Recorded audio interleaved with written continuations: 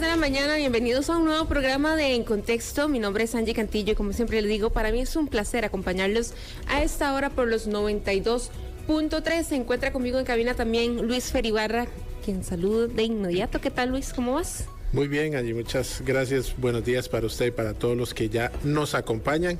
Vamos de inmediato a las informaciones. Es momento de ir más allá de los titulares para explorar a fondo lo que está pasando ahora, en tiempo real. Noticia que ha ocupado los titulares nacionales y es lo que está ocurriendo en San Carlos, luego de las impresionantes imágenes que vimos el día de ayer de un derrumbe que se vio en el río Piedras Negras. Esto es en la comunidad del Castillo, en la Fortuna de San Carlos, de gran magnitud. De verdad que la cantidad de tierra que se vino de la montaña, podríamos decirlo, es importante. La gente quedó bastante preocupada de ver cómo el río estaba arrastrando todo ese material, y es precisamente por esa razón que vamos a aprovechar que ya tenemos en línea a don Juan Diego González, alcalde de San Carlos, para preguntarle cómo está la situación en este momento. Se han ido hoy a inspeccionar el lugar de donde ocurrió este hecho. ¿Qué tal, don Juan Diego? Buenos días. Muy buenos días, Angie. Efectivamente, ayer se presentó una emergencia, un deslizamiento de grandes proporciones sobre el río Piedras Negras. Desde el mismo día de ayer, los profesionales de la Municipalidad de San Carlos asistieron al sitio. Hicimos un sobrevuelo con un dron de alta tecnología que nos permitió conocer a profundidad la magnitud del evento. Estamos en este momento en el procesamiento de datos. Se está generando un modelo en 3 dimensiones del lugar del deslizamiento, y adicionalmente el día de hoy, en este preciso instante, hay un geólogo de la Comisión Nacional de Emergencias que junto con los profesionales de la Municipalidad de San Carlos está evaluando la situación. También había preocupación por el estado del puente. Mucho de este sedimento, de la gran cantidad de árboles que cayeron sobre el cauce del río, pasaron por el puente. A simple vista pareciera que no hay una afectación del puente, pero para poder hacer una inspección un poco más profunda, los profesionales necesitan que este sedimento termine de correr para poder revisar de una mejor manera la infraestructura. Dichosamente no hay víctimas que lamentar, no hay personas afectadas ni viviendas comprometidas. Sin embargo, sí hay una preocupación por la gran cantidad de material que todavía hay en el cauce, la gran cantidad de material que todavía hay en el sitio del derrumbe, y que eventualmente cuando empiece a llover este material va a empezar a avanzar en el cauce del río y a caer al lago Arenal, que es donde este río desemboca. Don Juan Carlos, ¿y ya tienen don Juan Diego, perdón, ya tienen alguna idea de qué pudo haber provocado el deslizamiento como tal? Bueno, justamente eso es lo que está tratando de determinar el geólogo y los profesionales que están en sitio en este preciso instante. Se podrían hacer hipótesis. Evidentemente tiene que haber colaborado el tema de la humedad y la inestabilidad del suelo. Claramente ha estado lloviendo muchísimo en San Carlos durante esta época lluviosa, y esa saturación de agua en los suelos podría haber facilitado esto. Pero bueno, no me quisiera adelantar a las conclusiones que saque el geólogo. Podría tratarse de un tema sísmico. Acordémonos que esto está también en las faldas del volcán Arenal, y podría haber asuntos relacionados con el volcán que pudieran haber ocasionado esto. No lo conocemos a ciencia cierta en este momento.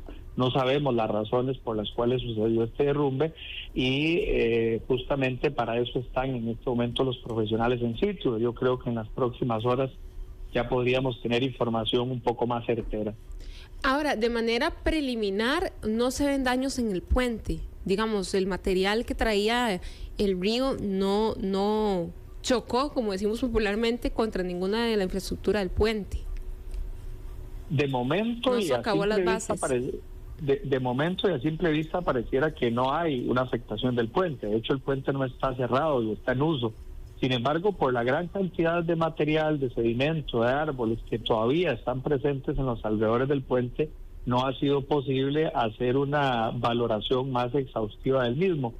Esto yo creo que también se estará haciendo en las próximas horas en coordinación con el CONAVI, porque esto se trata de una ruta nacional y evidentemente los profesionales del CONAVI tendrán que hacer una inspección un poco más a fondo. Ahora, estoy equivocada, pero me parece que ese es el segundo deslizamiento en la zona en los últimos días. Perdón, no lo escuché. No sé si estoy mal, si fue que tengo mal memoria, pero me parece que ese es el segundo deslizamiento en la zona en esta semana. No, en esta semana no. Hace tal vez un par de semanas tuvimos un deslizamiento importante, pero en otra comunidad, no en este punto en específico, sino en la comunidad de San Miguel de la Tigra, que también hubo un deslizamiento importante de una montaña y que mantuvo incomunicada a la comunidad de San Miguel durante un par de días. Fue una gran cantidad de material que mantuvo cerrado el camino, pero fue en una zona diferente. Ok, y no hay, eso importante de decirlo, ninguna posible afectación a viviendas. Es técnicamente la única infraestructura que podría llegar a sufrir un daño, si fuese el caso, sería el puente como tal. Así es, de momento no tenemos reportes de ninguna afectación de viviendas ni de personas que estuvieran en la zona. Yo mismo estuve presente ayer ahí inspeccionando la situación y no tenemos de momento pérdidas humanas que lamentar ni afectación a infraestructuras. Está pendiente nada más el tema de la evaluación del puente, pero se había hecho una intervención importante de un enrocado ahí en el puente hace algunos meses y yo creo que eso también ayudó a proteger la infraestructura.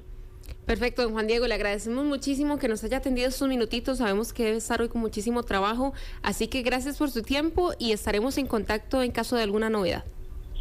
Muchas gracias, muy amables. A usted las gracias. Continuamos con más en contexto y es que agentes de la sección de homicidios del OIJ de San José realizaron esta mañana 2 allanamientos.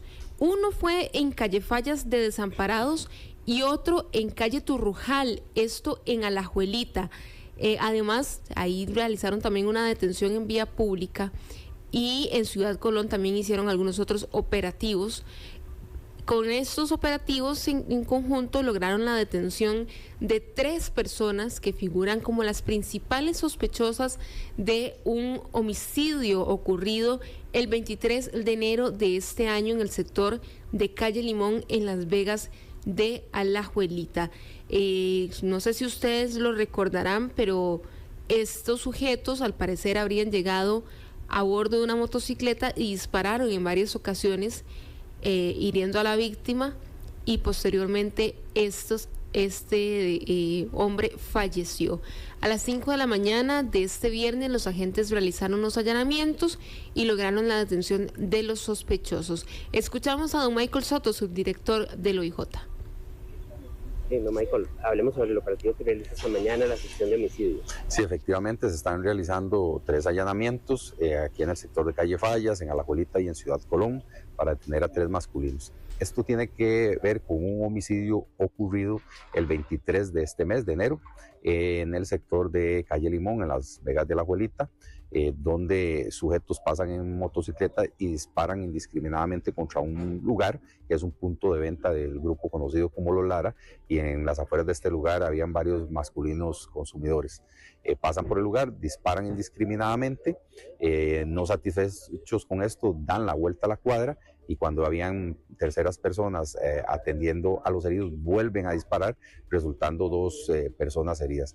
El saldo son una persona fallecida y 2 heridos en el lugar de los hechos. En este momento estamos deteniendo a estas 3 personas, faltan más personas por detener y en busca de armas y algún elemento de prueba que nos ayude a vincularlos. Es importante indicar que se podría considerar que estas son víctimas colaterales porque aunque eran consumidores no eran el objetivo, sino que era indiscriminado. Y bueno, recordar también que el año pasado tuvimos 55 víctimas colaterales, víctimas inocentes, y este año ya llevamos 4. Bien, Michael, importante destacar que este tipo de acciones son para precisamente mitigar todo lo que ha venido ocurriendo en el sector de Alajuelita.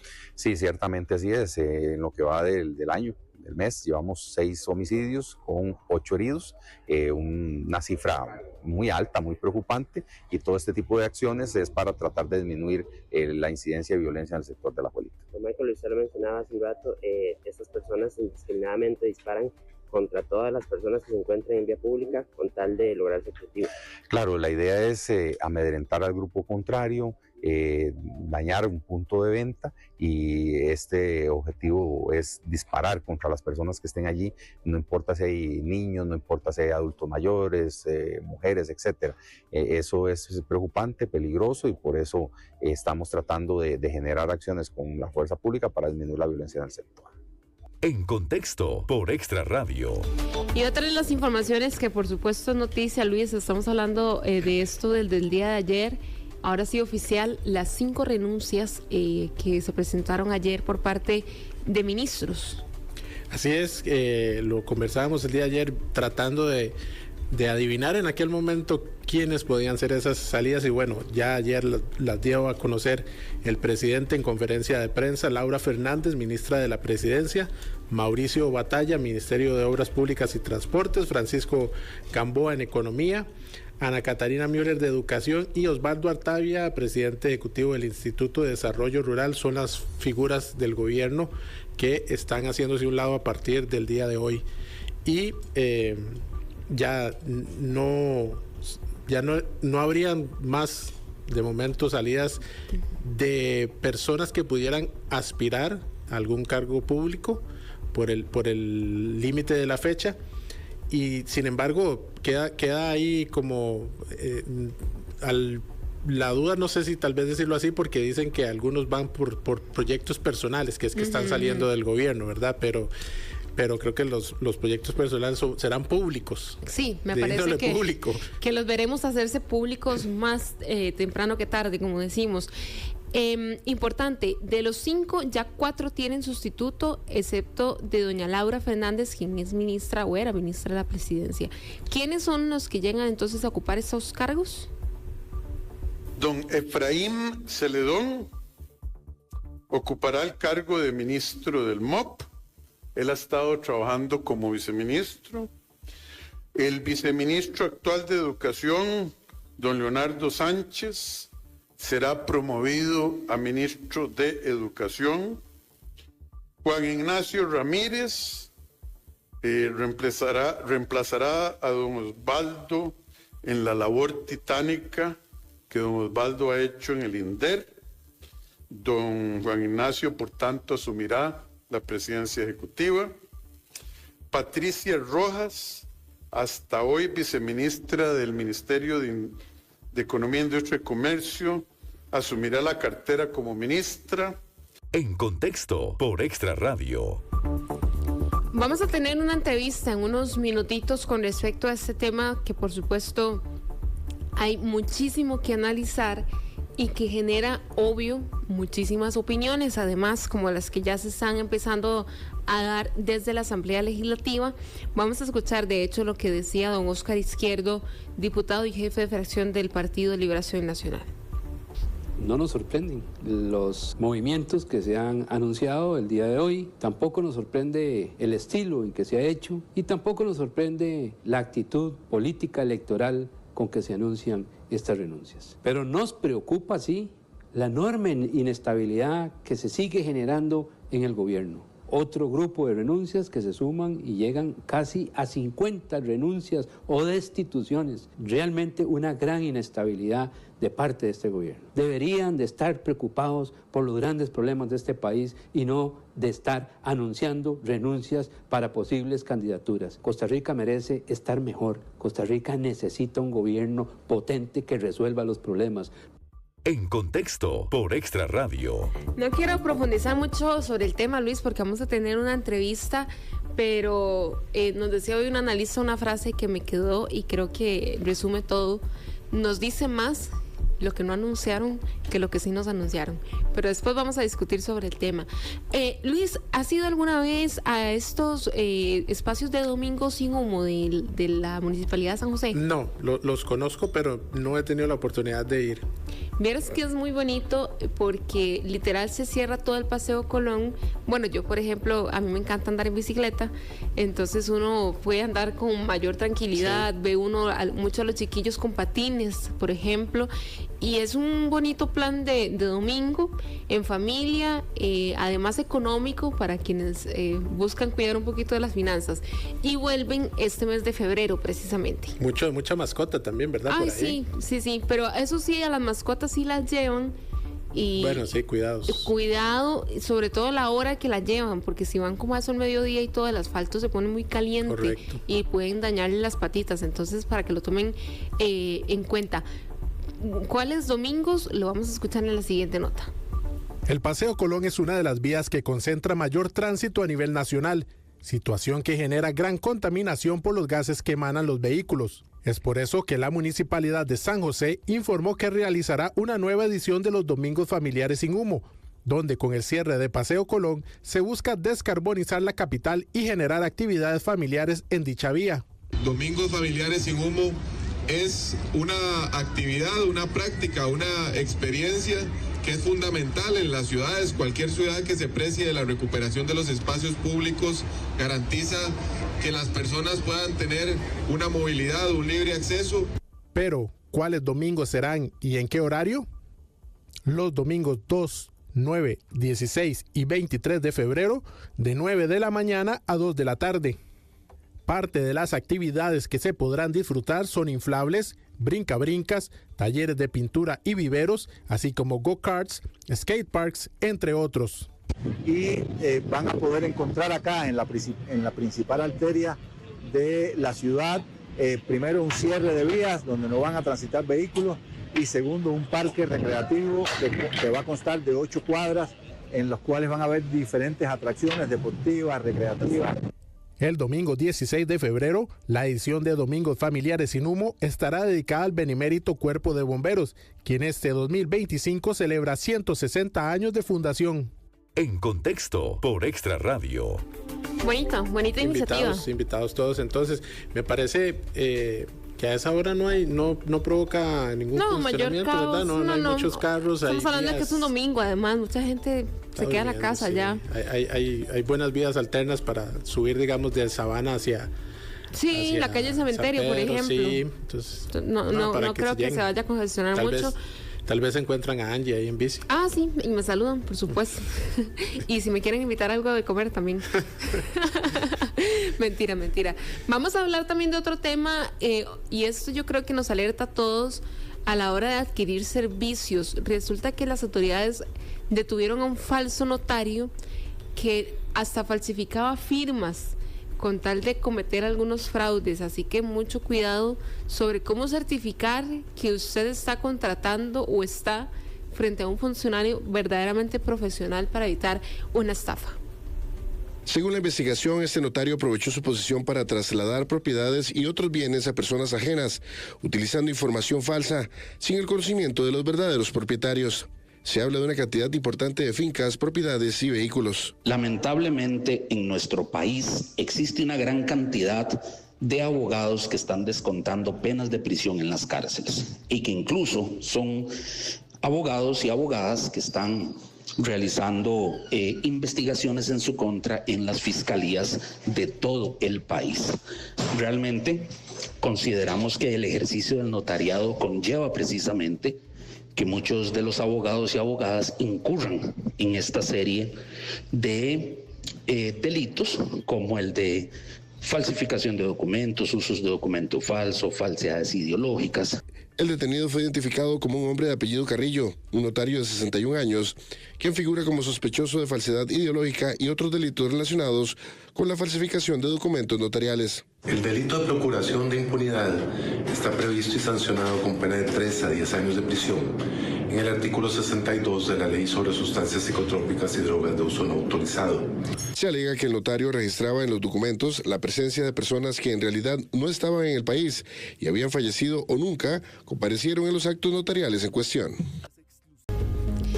11:06 de la mañana, vamos con nuestra entrevista del día de hoy. Ya se encuentra con nosotros conectado don Ignacio Azurdia, quien es analista político y con quien vamos a conversar sobre todo lo que ha ocurrido, los movimientos, sobre todo en el gabinete anunciados desde el día de ayer. Don Ignacio, ¿qué tal? ¿Cómo está? Muchísimas gracias por acompañarnos. Muy buenos días, ¿cómo les va? ¿Cómo están por ahí? Un saludo a ustedes ahí en el set y un gran saludo a quienes nos ven y nos escuchan. Un placer estar por acá. Muchísimas gracias. Le doy también la bienvenida a don Paul Ulloa, que ya se encuentra con nosotros para unirse a la conversación. ¿Qué tal, don Paul? Buenos días. Hola, muy buenos días a don Ignacio. Muchísimas gracias por acompañarnos en Contexto. Y vamos, como vos lo decías, vamos a hablar un poquito más de esta situación que se da con la salida de estos 5 ministros del gabinete. Sí, don Ignacio, decíamos, hoy en la mañana conversábamos acá, de que están dicen muchísimo más lo que no se anuncia en la conferencia de prensa que lo que se anunció.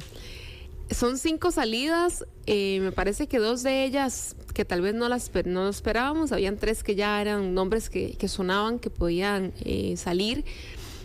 ¿Cómo ve el panorama de cara? Bueno, porque no es un secreto, no lo han dicho oficialmente que es para ser candidatos presidenciales, pero eso es algo que todos sabemos. ¿Cómo ve de cara a las próximas elecciones esa, no sé si llamarlo, posible fórmula presidencial con don Mauricio Batalla, la ministra de la Presidencia, doña Laura? Realmente, don Francisco Gamboa, ¿cuál es la de esos 3 que diría usted que va a ser candidato impulsado por don Rodrigo Chávez? Bueno, creo que es aún temprano, ¿verdad?, para saber cuál va a ser la fórmula presidencial. Las renuncias podrían ser para diputados, ¿verdad? Ellos están cumpliendo un requisito constitucional, sí, de 12 meses antes para aspirar a la presidencia de la República, pero podría incluso salir el candidato o la candidata presidencial de otro grupo de personas. O sea, es decir, al oficialismo no le conviene todavía anunciar ya a su candidato porque puede ir midiendo todavía cuáles son sus rivales, ¿verdad? ¿Quiénes va a tener enfrente? Es decir, ellos no tienen prisa para nombrar todavía un candidato o una candidata. Sí pueden tener prisa, como les digo, constitucionalmente, de los posibles candidatos presidenciales y hacer un grupo robusto, ¿verdad?, para luego en unos meses decidir quién o quiénes van a ser la fórmula presidencial. Entonces, sí, como les digo, cumple un requisito constitucional de esos 12 meses que pide la Constitución, pero podría ser que ninguno de esas personas, ninguno de esos ministros o ministras que renunciaron el día de ayer termine siendo el candidato o la candidata presidencial, sino que podrían terminar siendo candidatos a diputados. Naturalmente, eso sí, es muy seguro que van a terminar en alguna candidatura, eso sí, ¿verdad? Es decir, van a aspirar a algo, tanto hacia el Poder Ejecutivo como el Poder Legislativo. Entonces, habrá que esperar en los próximos meses quiénes van a terminar siendo esos candidatos, ¿verdad? Pero también hay una lógica estratégica de por medio que es esperar un poco para ver cómo se desenvuelve los rivales enfrente, ¿verdad? Porque hay una cosa muy importante en todo esto, que es que cuando nosotros hablamos, por ejemplo, de liderazgos competitivos, ¿verdad?, de liderazgos con potabilidad electoral, no solo estamos hablando, por ejemplo, de un ideal, ¿verdad?, sobre una candidatura o un ideal de liderazgo, era un arquetipo específico.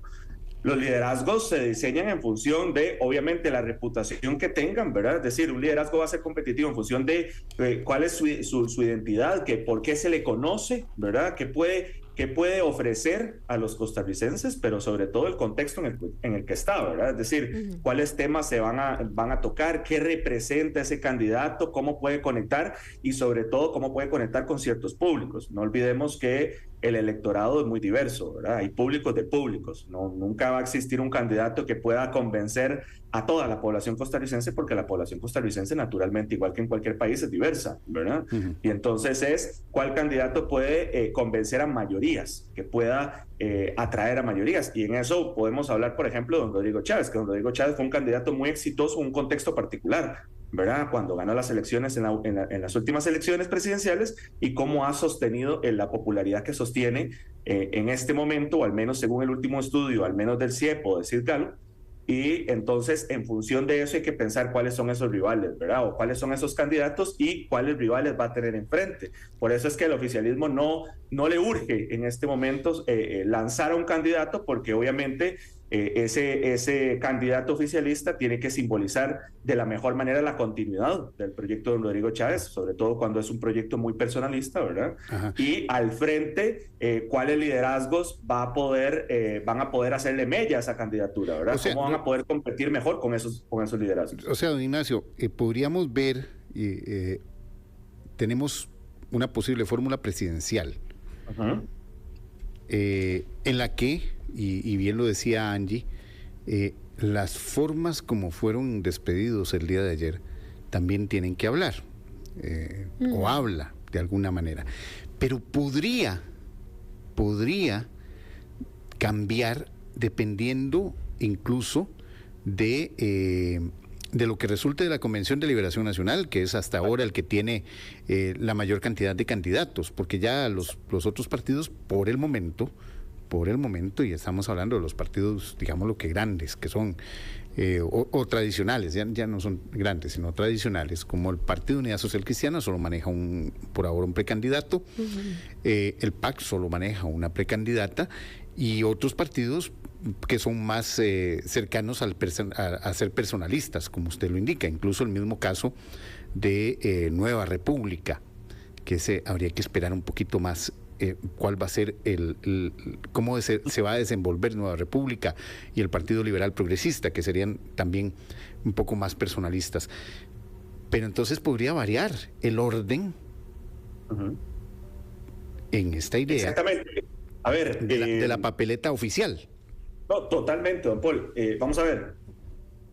El contexto determina, los temas determinan. No sabemos en este momento, por ejemplo, cuáles van a ser los temas más importantes cercanos a las elecciones, ¿verdad? Sabemos muy bien que los últimos presidentes que hemos tenido en Costa Rica, no a estas alturas, ¿verdad? Antes de las elecciones no se veían por ninguna parte, uh-huh, no teníamos la certeza de que iban a ser presidentes de la República, por lo tanto, uh-huh, todavía es muy temprano, ¿verdad? Todavía es muy temprano, no sabemos precisamente lo que usted menciona, lo que estamos mencionando, que es que cuando hablamos de liderazgos competitivos, obviamente no solo estamos pensando en un candidato de qué buen candidato sea, ¿verdad? O sea, uh-huh, qué buen candidato sea por la formación, por los temas que maneja, por la oratoria, etcétera, sino que ese candidato va a estar supeditado a los rivales que tenga enfrente, ¿verdad? Entonces, en función de eso, un candidato se va a ver mejor o peor, ¿verdad? Veamos, por ejemplo, la segunda ronda de las últimas elecciones presidenciales, ¿verdad? ¿Cómo hubiera cambiado si los candidatos hubieran sido otros, uh-huh, o si el candidato al frente hubiera sido otro, ¿verdad? Entonces, todo eso juega, pero también juega lo más importante, que son los tiempos. Todavía es muy temprano. Todavía es muy temprano. Sí, adelante. Perdón. A eso iba, perdón, don Ignacio. Las últimas 3 elecciones se han prácticamente resuelto entre los días finales de noviembre, principios de diciembre y el mes de enero, que es como una carrera de caballos, así lo podríamos decir. Uh-huh. Y los partidos, por sus estructuras, están acostumbrados, los partidos tradicionales están acostumbrados a iniciar la política mucho antes. Uh-huh. Están equivocándose en ese sentido de que esta no es una carrera de 100 metros, sino que más bien deberían cambiar la estrategia para enfocarse en que realmente los últimos meses de las campañas son las que están llevando a presidentes de la República. Ya es el paradigma de la campaña maratónica ya no sirve. Claro. No, totalmente. Es que los tiempos son muy importantes, pero lo más importante en una estrategia exitosa es que la estrategia esté diseñada en función de elementos objetivos en el contexto de la contienda. Es decir, sabemos muy bien, por ejemplo, según los últimos estudios del CIEP, que un 85% de los costarricenses no tiene partido político. Que Liberación Nacional ha reducido drásticamente su cantidad de voto duro cuando comparamos, por ejemplo, las elecciones municipales anteriores y las tras anteriores. Cómo ha venido perdiendo apoyos duros, ¿verdad? Uh-huh. Por ejemplo, según el estudio del CIEP, cuando uno ve los datos a profundidad, Liberación Nacional, siendo el partido más grande, ¿verdad? O la minoría más grande en Costa Rica, tiene un 5.1% de apoyo. Es decir, por eso es que siempre hay que pensar el tema de las candidaturas, el tema del contexto, es decir, qué es lo que los costarricenses están demandando. ¿Cuál es el sentir? ¿Cuáles son las problemáticas principales? Ese candidato, ¿qué puede ofrecer y qué no puede ofrecer, verdad? ¿Cuáles, como les digo, cuáles rivales va a tener enfrente? En función de los candidatos que haya, ¿cuál se va a posicionar mejor en función de X o Y, verdad? Los públicos. Si segmento bien los públicos, ¿cuáles públicos son más afines a mí? No solo ideológicamente, sino en lo que puedo representar en general de toda la reputación, y si esos públicos me pueden terminar siendo mayorías para ganar unas elecciones o al menos para acceder a una segunda ronda. Todo eso influye. Y entonces sabemos muy bien que ahorita falta mucho, falta un poquito menos de 12 meses, ¿verdad? Entonces, bueno, 11 meses y 30 días, creo, más o menos. No, mañana, a partir de mañana, de mañana en un año. Bueno, 12 meses entonces, exacto, mejor dicho. 12 meses, exacto. Exactamente 12 meses. Sí, claro, por algo hubo las renuncias que hubo ayer. Entonces, con esos 12 meses falta mucho todavía, ¿verdad? Muchas cosas pueden suceder en esos 12 meses. Cosas que pueden surgir, posibles escándalos que esperemos que no, que pueden surgir tanto en la oposición como en el oficialismo, etcétera, ¿verdad? Sabemos también lo que ha pasado en los últimos gobiernos, en el último año de gobierno, ¿verdad? Temáticas o problemáticas que han determinado campañas, que han determinado candidaturas. Ya vimos una precandidatura que involucrada en un escándalo de corrupción tuvo que echarse para atrás, ¿verdad? Muchas cosas pueden suceder en estos 12 meses y, como les digo, es decir, no solo el tema de que la estrategia tiene que tener claros esos elementos, es decir, que una estrategia no se puede hacer por olfatímetro o por un ideal único de liderazgo, ¿verdad? Que el liderazgo tiene que ser así ya porque se me ocurrió, ¿verdad? Y no porque los datos me lo dicen o por las candidaturas que tengo que puedan representar de manera coherente y creíble ese tipo de liderazgo, sino también obviamente por lo de los tiempos que les mencionaba, ¿verdad? Es decir, ir manejando los tiempos, porque la campaña presidencial en Costa Rica, como suele suceder, va a calentar hasta dentro de muchos meses. Entonces, en este momento es un momento de ir acomodando piezas, irse preparando, ir viendo qué hacen los rivales, ¿verdad? Ir viendo las problemáticas que hay en la gente, ¿verdad? Lo que la gente está pensando y lo que la gente está demandando, la gestión del gobierno, ¿verdad? Cómo va a gestionar el gobierno este último año, cómo lo va a gestionar la oposición, quiénes se van posicionando, etcétera. Don Ignacio, entonces en todo este resumen y panorama que usted nos muestra de la cantidad de partidos políticos, la poca afinidad que tiene ya la gente con los partidos políticos tradicionales y en general, diría yo, con los partidos políticos, esto en resumen nos trae a que es el menor problema que tendría un candidato impulsado por don Rodrigo Chávez es no tener partido político ahorita. Su fortaleza va a ser el apoyo precisamente de un Rodrigo Chávez con la buena aceptación que ha tenido hasta el momento su mandato. Efectivamente, y ellos están viendo los datos. Los datos dicen que los partidos políticos son las instituciones peor valoradas, ¿verdad? Luego sigue la Asamblea Legislativa, etcétera, ¿verdad? Pero son las instituciones peor valoradas según el CIEP. Y ese 85% que no tiene partido político. Incluso en algunas conferencias de prensa, si prestan atención, don Rodrigo Chávez incluso hablaba negativamente del partido político que le llevó al poder, ¿verdad? Partido Progreso Social Democrático, del cual ya no pertenece. Porque él sabe muy bien, porque su equipo sabe muy bien que los partidos políticos ya no son tan relevantes en el escenario político costarricense, ¿verdad? Entonces, sabemos muy bien. Son el tren para llevarlos a casa presidencial. Sí, es como lo que se dice del taxi, ¿verdad? El partido taxi, que se conoce coloquialmente como los partidos que meramente sirven como plataforma, lo cual no me extrañaría que en estas elecciones presidenciales vuelva a suceder lo mismo, a menos de que el oficialismo logre concretar una propuesta de meses antes, ¿verdad? Del partido político por el cual van a aspirar, o van a terminar utilizando un partido político pocos meses antes de las elecciones, ¿verdad? Cualquier partido político. Lo importante al final es eso, es decir, saber que la personalización llegó para quedarse desde hace años, ¿verdad? No solo a Costa Rica, sino a muchos países, la gran mayoría de países de América, del continente americano. La personalización es un fenómeno continental, no es un fenómeno local. Entonces, en eso es que la gente ya no vota. Sabemos muy bien que ya no vota por partidos políticos, vota por el candidato a pesar del partido político en algunas ocasiones, porque por ejemplo, cuando hablamos de Liberación Nacional y del PUSC, hay que preguntarse si son una marca todavía competitiva, ¿verdad? Si son una marca que todavía puede atraer votantes como si solo el partido político, o si el candidato o la candidata va a tener que hacer malabares para que le voten a pesar del partido político al cual representa. porque ese partido político, posiblemente con los datos que tenemos a mano, Liberación Nacional, el PUS de cierta manera, el PAC también, son losas encima que tienen los candidatos por más competitivos que sean, ¿verdad? Por más buenos candidatos que sean, porque habrá que verlo, repito, en función del contexto, en función de los públicos, etcétera, ¿verdad? Esos candidatos, y entonces, ¿qué tanto pueden competir en el escenario político con un partido político que ya representa un rechazo muy alto por parte de la ciudadanía? Entonces, eso también hay que verlo en los próximos meses. Si, por ejemplo, ser el candidato de Liberación Nacional ya le permite ser competitivo en el escenario actual cuando mucha gente, no digo que todo el electorado, pero mucha gente rechaza a ese partido político. O, por ejemplo, la campaña que estuvieron haciendo, ¿verdad?, de Liberación Nacional, que se dijeron, aquí está el antichavismo, lo conocimos en las noticias, ¿verdad?, que lo pusieron, aquí está el antichavismo. Y entonces, obviamente, ahí Liberación Nacional está tratando de ser el foco, ¿verdad?, que atraiga a todas las personas que rechazan a don Rodrigo Chávez. Muy bien, se entiende que fue lo que quiso hacer, por poner solo un ejemplo, en el 2006 el PAC con Otón Solís contra don Oscar Arias y Liberación Nacional, ¿verdad?, que era ser el foco del voto anti-Liberación, anti-Oscar Arias, y ya sabemos muy bien lo reñida que estuvo esa elección, ¿verdad?, en ese entonces. Lo reñida que estuvo la elección y lo cerca que estuvo don Otón Solís de ganarle a don Oscar Arias. Creo que fueron 70,000 votos, creo que lo que los diferenció, y ni siquiera fuimos a una segunda ronda.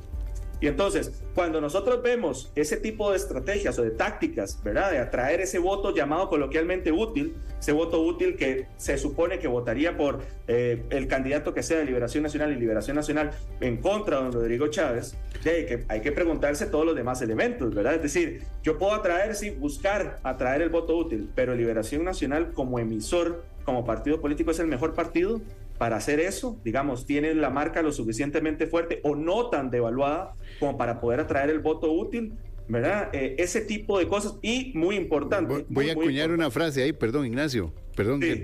Una frase que se ha vuelto muy popular en las últimas campañas, el menos malo. Bueno, eso, lamentablemente esa frase se ha utilizado y se ha utilizado abiertamente en campañas electorales, ¿verdad? Incluso hubo una campaña que nos acordamos muy bien, que quiso posicionarse con eso. Uno esperaría que eso no sucediese, ¿verdad? Porque uno no debería votar por el menos malo. Pero entonces, no solo eso, del partido político que mejor represente, ¿verdad?, ese voto útil, sino si el contexto está lo suficientemente favorable para una campaña de esas. Porque cuando incluso vemos los estudios del CIEP, ¿verdad?, el voto o el rechazo más fuerte hacia don Rodrigo Chávez, que decía que era el rechazo hacia su figura, hacia sus políticas públicas, sobre todo en seguridad y educación, si mal no recuerdo, era de un 18%, ¿verdad?, frente a ese 63% de apoyo que tiene. Entonces, cuando uno ve un apoyo tan fuerte, ¿verdad?, de más del 50%, que ya tendremos que esperar el próximo estudio del CIE para ver cómo aparece ese apoyo, ¿verdad?, si se mantiene ese apoyo por encima del 50%, que sería un apoyo muy considerable, sino también, obviamente, cómo se sostiene ese porcentaje de rechazos hacia don Rodrigo Chávez, si se mantiene en el 18%, si habrá crecido, si habrá decrecido. Y entonces, desde el punto de vista aritmético, ¿verdad?, porque esto es muy importante en una campaña electoral, en unas elecciones, esto es bastante obvio, es un tema de números, ¿verdad? Es decir, por eso yo les decía a ustedes, liderazgos competitivos, sí, todo lo que pueda representar, todos los temas que pueda manejar, pero que pueda atraer mayorías, que pueda movilizar mayorías, ¿verdad?, para ganarle a los que tengan enfrente. Y ahí obviamente está el reto del oficialismo. Por eso también les decía el tema de los tiempos. ¿Quién va a ser el candidato o la candidata que pueda heredar, entre comillas, coloquialmente, la mayor cantidad de apoyo de don Rodrigo Chávez? Porque no necesariamente va a poder sostener todo el apoyo que tiene ahorita don Rodrigo Chávez, sino quien pueda sostener la mayor cantidad de ese porcentaje, porque digamos que sostenga un 40% mínimo, es un porcentaje muy competitivo, ¿verdad?, para entrar en unas elecciones. Entonces hay que ver cómo lo sostiene, y en función de eso, de cómo sostenerlo, esa candidatura, que ya no va a ser obviamente don Rodrigo Chávez, cómo se sostiene frente a los rivales que tenga enfrente, ¿verdad? Porque ya ahí en la arena competitiva es cómo se ve, cómo se desempeña frente a esos otros candidatos. Ahora, don Ignacio, sobre lo ocurrido ayer, 5 ministros que se van, 4 de ellos ya con sustituto, a excepción del Ministerio de la Presidencia, que dicho sea de paso, clave la relación con Asamblea Legislativa, si es que ha habido relación con Asamblea Legislativa durante el gobierno de Rodrigo Chávez, pero al mismo tiempo un nombramiento que queda pendiente cuando parece que a Chávez se le empieza a acabar su gente de confianza para los puestos. Ayer los que empezaron a ocupar viceministros que ya estaban ahí, porque caras nuevas, como que sumarlas ahorita se les hace cada vez más difícil. Y le sumo una duda, y planteo una duda aquí. ¿Será necesario para un presidente como Rodrigo Chávez tener un ministro de la presidencia? Recordemos que la labor del ministro de la presidencia es esa relación que ya tiene con doña Pilar Cisneros. Eso es indudable, que es una ministra de presidencia en ejercicio. Yo le decía que ministra de la presidencia honoren a doña Pilar. Exacto.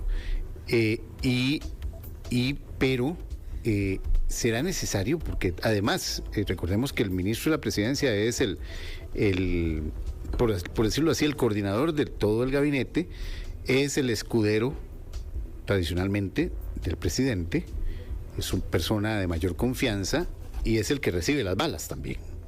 Pero en este caso, don Rodrigo tiene un caparazón que cualquier bala, metafóricamente, cualquier situación o problema, él sabe eludir muy de forma comunicativa muy bien.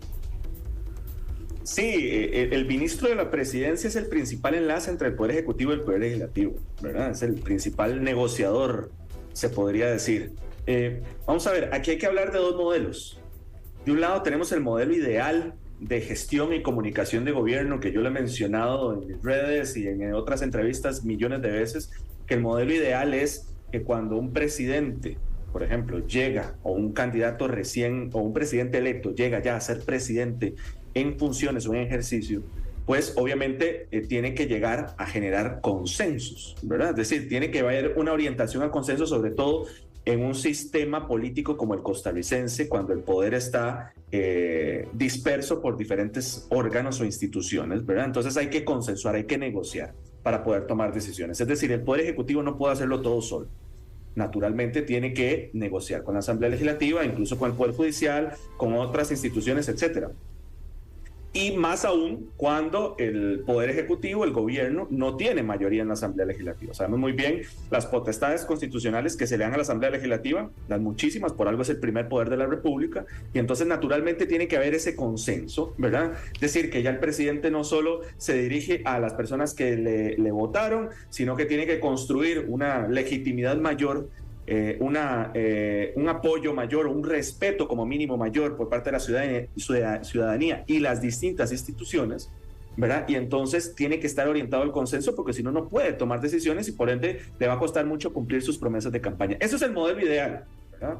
Pero tenemos el modelo actual, que es el modelo de la confrontación y la polarización, y es una confrontación y polarización que le ha rendido frutos, ¿verdad? Es decir, que le ha funcionado, sobre todo porque el objetivo principal, al menos esa es mi hipótesis, del gobierno de don Rodrigo Chávez, de su equipo, es continuar en el poder y continuar su proyecto político para que en el próximo gobierno, si ya tengan mayoría en la Asamblea Legislativa, no tengan que negociar con nadie, sino o con muy pocos diputados, y que puedan tomar decisiones ya prácticamente de manera unilateral, ¿verdad? Teniendo una gran mayoría en el Poder Legislativo y en el poder Ejecutivo, y luego ya veremos la relación con el Poder Judicial, ¿verdad? Entonces, sabemos muy bien que hay un modelo ideal, de esa búsqueda de consensos, que es el modelo más favorable, menos confrontativo, pero también tenemos el otro modelo, en un contexto como el costarricense, en el cual hay muchísima gente, que eso está relacionado con la muchísima gente que apoya a don Rodrigo Chávez, de que está descontento con esas instituciones, con el Poder Legislativo, con el Poder Judicial, etcétera. Por lo tanto,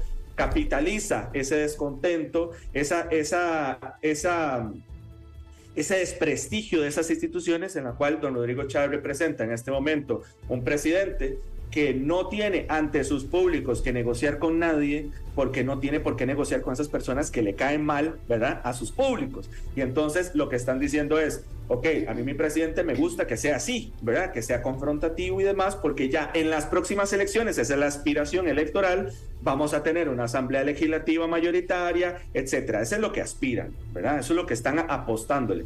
Pero entonces, para eso, obviamente, don Rodrigo Chávez tiene que sostener ese apoyo, tiene que sostener ese más de 50% que tiene de apoyos populares, ¿verdad?, o apoyos ciudadanos, y obviamente el gran reto que va a ser su candidato o candidata, ¿verdad?, que pueda sostener la mayor cantidad de ese apoyo para ganar no solo la presidencia, incluso Ya veremos los movimientos que hay en la Asamblea Legislativa si don Rodrigo Chávez termina siendo candidato a diputado o no, ¿verdad? Para asegurar esos apoyos, para trasladar esos apoyos que tiene ahorita como presidente de la República como candidato a la Asamblea Legislativa, ¿verdad? Y que pueda precisamente aspirar a ese objetivo que tienen, que ya veremos si lo cumplen, de tener esa gran cantidad de diputados en la Asamblea Legislativa para llevar a cabo las reformas que quieren y que sus públicos quieren, pero obviamente hay unos públicos en la ciudadanía costarricense que no quieren eso, ¿verdad? Entonces necesitan un liderazgo competitivo, repito, que pueda competir, valga la redundancia, en las próximas elecciones presidenciales y ganarle al oficialismo y a ese proyecto y a ese objetivo electoral que tiene.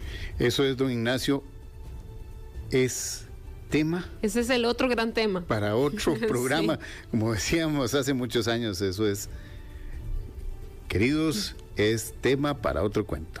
Gracias, don Ignacio, por habernos acompañado aquí. Con muchísimo gusto. Hasta la próxima. Gracias, hasta la próxima. Gracias, muy amable. 11:31 de la mañana, continuamos con más En Contexto. Vamos a ir a una breve pausa comercial y ya regresamos. En Contexto, por Extra Radio.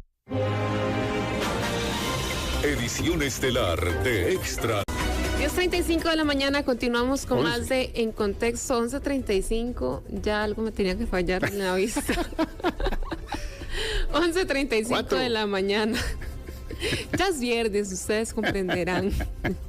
El que sí está listísimo y en todas es nuestro compañero Leo Sandí, porque nos trae el reporte desde Punta Arenas, oficialmente inaugurado el nuevo hospital de la provincia, con una gira presidencial que además pretende inaugurar otras obras. Adelante, Leo, usted con el reporte. Sí, ¿qué tal, Angie? Buenos días para todos los que están ahorita en Contexto aquí por Extra Radio. Son exactamente las 11:35 de la mañana. Cielo parcialmente nublado aquí en el sector de Punta Arenas, donde a esta hora la presidenta de la Caja Costarricense de Seguro Social, doña Mónica Taylor, hace su primera aparición en público en esta inauguración oficial ya del nuevo hospital Monseñor Sanabria aquí en el sector de Punta Arenas, con la presencia, precisamente hoy día lo decían ustedes, de don Rodrigo Chávez y toda su comitiva de ministros y también de jerarcas del Estado que en este momento se encuentran en esta actividad. Bastante personas han venido el día de hoy aquí al Hospital Monseñor Sanabria, una actividad que eso sí, ha iniciado bastante tarde, ha iniciado prácticamente que 45 minutos después de lo previsto. Tenía que haber iniciado a las 10:30 y fue no hasta las 11:15 que llegó el presidente de la República, don Rodrigo Chávez, acompañado de doña Laura Fernández y también de don Mauricio Batalla. Ya están con temas de discursos. El que seguirá en algunos minutos va a ser don Rodrigo Chávez. Después vendrá corte de cinta, una visita muy rápida, pero en avanzada irá yendo don Mauricio Batalla, el hasta hoy ministro de Obras Públicas y Transportes, rumbo hacia Barranca, donde se va a estar inaugurando el nuevo puente que ya está en funcionamiento, que de hecho lo utilizamos ahora en la mañana y ya cuenta con la ampliación respectiva. Muchas personas, mucho calor también aquí en Punta Arenas, ya las nubes también comienzan a hacerse presentes. Nada más contarles detalles pormenores de lo sucedido el día de hoy. Aquí afuera, en horas de la mañana, había una pequeña manifestación por parte de vendedores de Churchill, de raspados, de vigorones, de mangos, quienes usualmente están por el sector del Faro, en este sector ahí de Punta Arenas, pidiéndole al presidente don Rodrigo Chávez que les den la oportunidad de trabajar, ya que por un tema de municipalidad no los están dejando temas de permisos de salud, así que es parte de, a pesar de que les dicen que pueden trabajar, pero tendrían que hacerlo de manera clandestina. Así que es parte del reporte. En este momento ya va a empezar el discurso de don Rodrigo Chávez, saluda a algunos pacientes que se han quedado por acá afuera, inclusive les tiene un beso y un abrazo don Rodrigo Chávez, que va a iniciar su discurso, y todos esos detalles los tendremos a partir de la 1:30 en Extra Noticias, Angie. Gracias, Leo, por todo el reporte. Estaremos pendientes en la edición de la 1:30 de Cercanía y Actualidad de Extra Noticias sobre las palabras del presidente Rodrigo Chávez, en esta inauguración del hospital, del nuevo hospital Monseñor Sanabria. 4 gobiernos tardaron para poder inaugurarlo. 4 gobiernos. Yo recuerdo cuando pusieron la primera piedra. Imagínese usted. Bueno. No voy a decir nada al respecto. ¿Ah? No voy a decir nada al respecto. No, lo que hay que decir es cómo tarda. Sí, no, es cierto. Es imposible. Se tarda y está bien. Ya cuando se inicia la construcción, por supuesto uno sabe que una obra de esta magnitud puede tardarse 3, 4 años en construirse efectivamente. Pero todo lo que hay, veámoslo así, el Hospital Monseñor Sanabria nace de construirse como nuevo hospital en el terremoto de Nicoya. Demasiado. Entonces, eso fue hace 14 años. Eso debería... Perdón, 12 años. Eso debería encendernos las alarmas como país. Por supuesto. Justo ayer que hablábamos del tema de las construcciones. Vamos a nuestra segunda entrevista del día con respecto al tema 5G. Recientemente hablábamos de al lunes, correcto. Lunes bueno, perdón, para ver. Sí, lunes me parece. El lunes sí. Sobre la subasta. Exacto, hablamos de la subasta. Y hablábamos de un informe que había que presentar, que tenía la SUTEL 25 días para presentar ese informe, donde ya se da la recomendación, que es el siguiente paso en todo este proceso del 5G. La recomendación de cómo debería ser esa adjudicación es lo que tiene que decir SUTEL. Y precisamente se encuentra ya con nosotros don Federico Chacón Loaiza, quien es presidente del Consejo Directivo de la SUTEL, porque se nos adelantaron y ya tenemos el informe. ¿Qué tal, don Federico? ¿Cómo está? Muy buenos días, muchísimas gracias por la invitación, un gusto. Don Federico, hablamos el lunes sobre este informe, nos decía usted que el siguiente paso tras la subasta era el envío de este dictamen de recomendación, ya para que sea el Poder Ejecutivo, el Consejo de Gobierno, el MISID, en sí, todo el aparato del Poder Ejecutivo, el que determine si lo acepta y ya concesione las frecuencias tal y como ustedes lo están poniendo.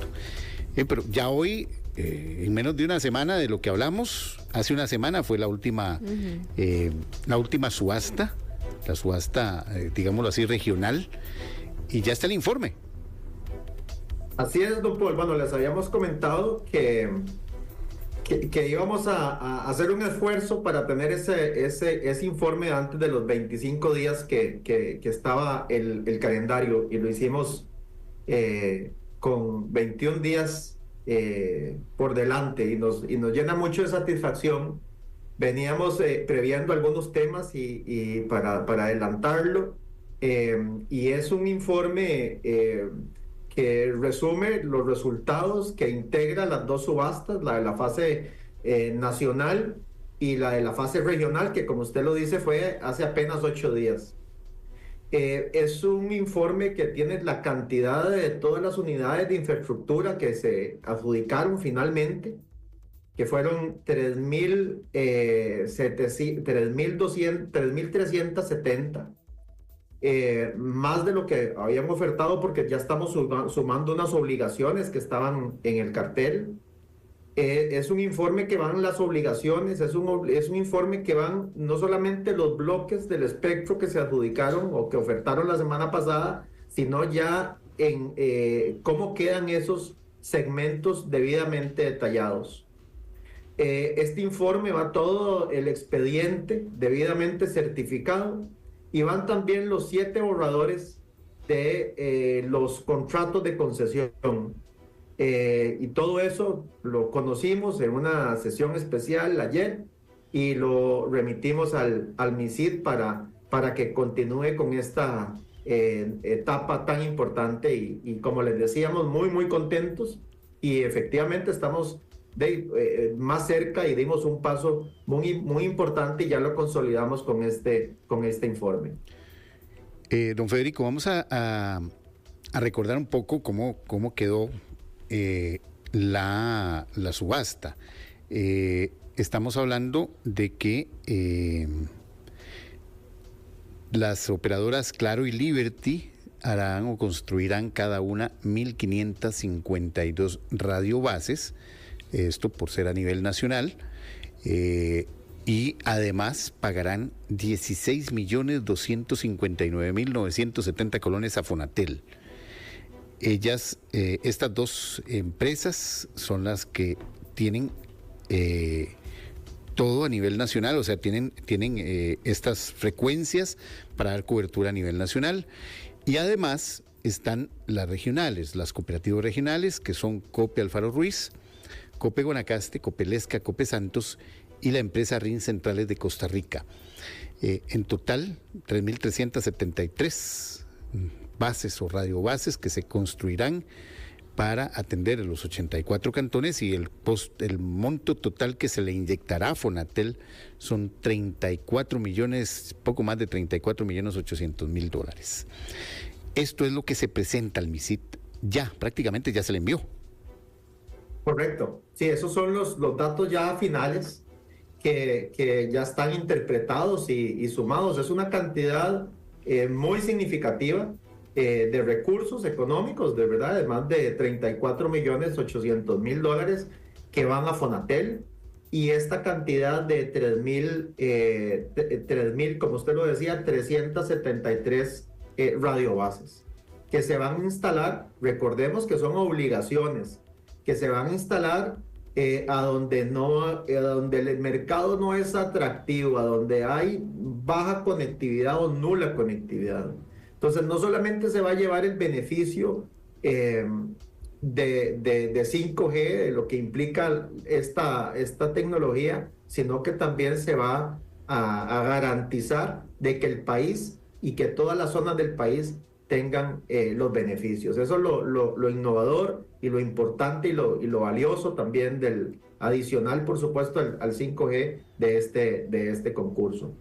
Estábamos revisando, don Paul, también algunos datos a nivel hasta regional, y es una subasta muy exitosa. Déjenme contarles que las subastas no siempre son tan positivas. Muchas veces el mercado no requiere, no es el tiempo, ha ocurrido en otros países, o las pujas no son lo suficientemente atractivas, y el espectro se queda en el estado y no se logra colocar. Y en lo que es bandas bajas y en lo que es bandas medias, el país ahora está solo por debajo de Brasil, comparado con todos los países de América Latina en colocación de espectro. Y eso también es, pues, muestras de un concurso exitoso, porque el concurso exitoso es el que logra colocar espectro para que esté disponible en servicios de telecomunicaciones a las personas. Eso le iba a preguntar, don Federico. Ya ahora digamos que está un poco más liberado para hablar de ciertas cosas en ese aspecto.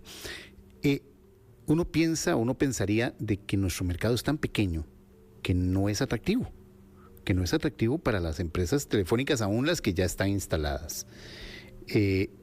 Pero la subasta salió, tal vez incluso, o se esperaba que fuera mejor, o salió tal y como ustedes lo tenían planeado, que fuera también esa cantidad de radiobases y esa cantidad de recursos que se quedaran comprometidas las dos operadoras a aplicar. Estuvo acorde a lo que ustedes habían proyectado aproximadamente precisamente para un mercado como Costa Rica. Cumplió las expectativas de manera satisfactoria. Recordemos que nosotros habíamos hecho, previo a elaborar el cartel, también como una fase que se requiere dentro de todo este proceso, una consulta al mercado. Una consulta que se había hecho no solamente a nivel nacional, sino que se coordinó con embajadas, porque pueden haber otros operadores interesados. Otros oferentes que pudieran estar interesados en participar. Y esa consulta fue internacional. Bueno, de todo lo que nos decía el mercado, de las necesidades de espectro de los operadores, se cumplió en buena medida lo que habían dicho. Esto era un escenario positivo, pero la verdad que la participación en la subasta regional sobrepasó las expectativas. No teníamos previsto que participaran todos los 5 operadores en esa segunda fase, y eso fue muy positivo. se cumplió con las expectativas y con las estimaciones, y bueno, nos confirma que vamos a tener telecomunicaciones y que el país entero, yo reitero esto siempre, no es una subasta normal. La mayoría de los países lo que hace es, ¿verdad? Aquí está la subasta, el que más recursos pone, usted es el que se lo da, y a veces son exitosos, a veces no, pero aquí es exitoso por lo que se colocó, y es exitoso también por los resultados en desplegar esa infraestructura y atender esas zonas que actualmente no lo están cubiertas como deseamos. Don Federico, sigamos con la hoja de ruta. Entregan ustedes este informe 21 días antes al MISIT. El MISIT ahora debe decidir si acepta o no este informe. Hay plazo para eso, y enviarlo a la Contraloría para que sea la Contraloría la que refrende los contratos. Así es. Bueno, es un concurso que hemos venido coordinando en diferentes etapas, respetando las competencias de cada institución, pero que se tiene que ir trabajando muy de la mano y muy coordinadamente con SUTEL y con el MISIT. Y ahora, bueno, ya presentamos este informe con los resultados y con el expediente y con las propuestas de los contratos de concesión con cada operador. Ahora lo que sigue es que el MISIT haga una evaluación y también presente un informe. Tiene que ser un acuerdo ejecutivo de la asignación de espectro que tiene que le corresponde formalizarlo con un acto jurídico que es la forma en la que se hace, y después tiene que hacer los contratos que van estos borradores adelantando el trabajo y como resultado de esa cooperación, y tiene que ir al refrendo de la Contraloría. No tenemos un plazo previsto fijado para esta última etapa, pero estamos seguros que como SUTEL lo hizo, que el MISIT y el Poder Ejecutivo, que ha tenido total interés en este tema y fue quien giró la instrucción, van a hacerlo también lo más pronto posible. Ahora, nos enfrentamos también, don Federico, y no sé si usted ha hablado o ha tenido el contacto con los operadores en este sentido. Y yo recuerdo que para el desarrollo del 4G se tuvo mucho problema con el asunto de permisos municipales, de oposiciones a la instalación de radiobases. Tengo, por lo menos lo que he leído, que eso dentro del Plan Nacional de Telecomunicaciones ya está contemplado, pero si ha escuchado de las operadoras, no sé si lo ha escuchado, si ellos tienen ese temor de que se repitan esos problemitas que se dieron una vez que se empezó la instalación de radiobases. Así es. Los contratos tienen obligaciones y tienen tiempos para ir desplegando estas radiobases. Esta cantidad que hablábamos no es en ningún momento ni dependiendo de los planes estratégicos de cada operador, sino que tienen también un calendario que atender y son obligaciones. Y por supuesto que nadie estaba obligado a lo imposible, ¿verdad? Si encuentran dificultades en las municipalidades o de otro tipo de cosas, pues eso interrumpe, digamos, la buena marcha y la buena ejecución. Entonces se han tomado previsiones, no ahora para este concurso, sino también desde hace mucho tiempo se ha venido mejorando. Hay una ley importante que busca la eficiencia en el despliegue de infraestructura y que generó también diferentes reglamentos técnicos para facilitar el despliegue de la infraestructura. ¿Qué se busca especialmente? Que se homogenizar la cantidad de requisitos que tienen las municipalidades. Que cuando se va a una municipalidad, que sean más o menos los mismos requisitos que pide otra municipalidad, para no estar haciendo y cumpliendo una diversidad de temas que se planteen y que desarrolle cada municipalidad, sino que se estandaricen esos requisitos, que sean más fáciles, que sean más simples que tengan más sentido y razón de ser en los requisitos que se hacen. Existe también una comisión de infraestructura que coordina y lidera el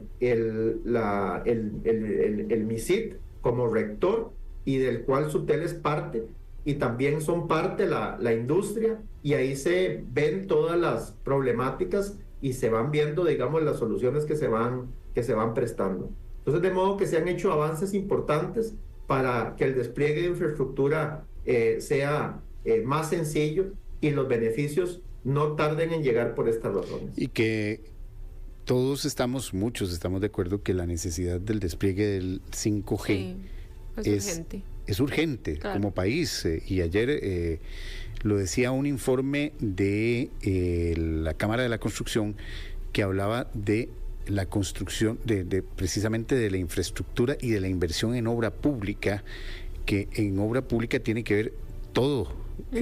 Todo, no solo calles, tiene que ver escuelas, tiene que ver hospitales y también el desarrollo de esta tecnología que va a venir a ayudarnos a establecer mejoras en la comunicación. Don Federico, muchísimas gracias por habernos atendido esta mañana aquí en Contexto nuevamente, con esta noticia de que la SUTEL 21 días antes de lo esperado ya envió el informe. Ahora queda en manos de MISIT, del Ministerio de Innovación, de Ciencia, Tecnología, Innovación y Telecomunicaciones, el desarrollar ya el siguiente paso para ver si se firman los contratos, y como nos decía don Federico el pasado lunes, a partir de la firma del contrato, 1 año para que ya estén entregadas esta cantidad de 3.373 radiobases. Don Federico, gracias por habernos atendido esta mañana. A ustedes, muy buenos días. Gracias, buenos días. Buenos días. Llegamos ya al final de esta edición de En Contexto, la última de la semana, y tengo que cerrar la semana no dándole muy buenas noticias porque acaba de anunciar la ARECEP un incremento en las gasolinas, en todas. Gasolina super va a incrementar 5 colones, la gasolina regular 2 colones, el diésel 10 colones y el gas de cilindro 25 libras 152 colones, aumento que está tramitando la ARECEP. Todavía no hay fecha establecida para su entrada en vigencia, pero se nos viene. Sí. Muchísimas gracias, don Paul. Gracias a ustedes, gracias. Para mí ha sido un orgullo haberlos acompañado en Contexto. Entramos en otra faceta. Entramos en otra faceta a partir del lunes. Va a estar muy interesante. Tengo miedo porque no sé nada, pero bueno. Nos vemos, no sé si nos vemos el lunes a las 10:30 de la mañana, si Dios lo permite. Cuídense mucho y que tengan un lindo fin de semana.